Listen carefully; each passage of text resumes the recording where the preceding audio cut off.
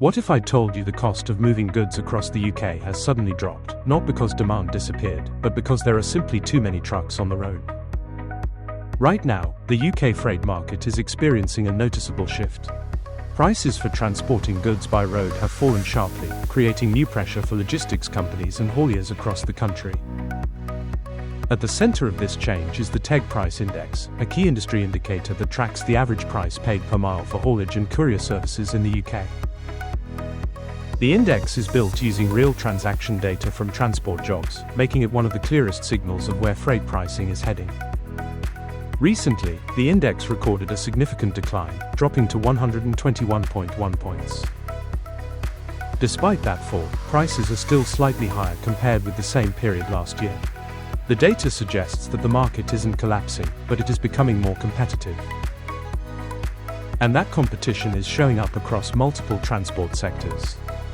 The haulage segment, which covers larger freight operations and long-distance road transport, saw its index fall to 118.5. Courier services, which typically handle smaller and faster deliveries, also experienced a decline, with their index dropping to 123.7.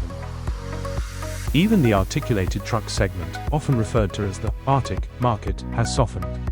That index moved down to 109.4, leaving it almost unchanged compared with the same point last year. So what's actually driving these price drops? According to transport analysts, the main factor isn't falling demand. In fact, freight demand has remained relatively stable. The real issue is capacity.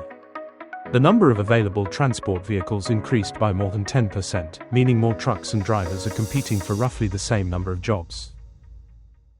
When supply rises faster than demand, prices almost always fall, and that's exactly what's happening. There's also a seasonal factor at play. After the busy holiday period, freight activity traditionally slows. Retailers move fewer consumer goods, warehouses clear excess inventory, and logistics networks operate at a lower pace. This quieter period naturally puts downward pressure on transport prices. But the big question for the industry now is whether the typical spring rebound will arrive as expected. Historically, freight volumes begin to rise again as retailers prepare seasonal promotions and consumers start spending more. Holiday events often increase demand for road transport as businesses move additional stock across distribution networks. However, there's a new variable this time: global uncertainty. Transport analysts say geopolitical tensions could play a major role in shaping what happens next, particularly when it comes to fuel prices. Fuel is one of the most volatile costs in the haulage industry. Even a small spike in oil prices can quickly increase operating expenses for trucking companies, especially those running long-distance routes or time-sensitive delivery networks. At the moment, inflation in the UK has eased slightly, helped by lower food and fuel costs. But analysts warn that if global oil prices rise again, transport companies could quickly face higher costs, which would eventually push freight rates back up. There are also broader economic signals that the industry is watching closely. The Bank of England has kept interest rates steady, suggesting that cost pressures in the wider economy haven't fully disappeared. At the same time, consumer confidence has slipped, showing that many households remain cautious about spending. For logistics companies, that matters. When consumers spend less, retailers move fewer goods, and that can slow freight volumes. But there is one sector providing a potential boost. Manufacturing in the UK has been expanding for several consecutive months, according to industry surveys. Factory output has been growing, and export demand has surged to its fastest pace in more than 4 years. For freight operators, that's an important signal. Stronger exports mean more goods moving from factories to ports and across international supply chains. That kind of activity often generates significant demand for road transport. However, the recovery isn't happening evenly across the manufacturing sector.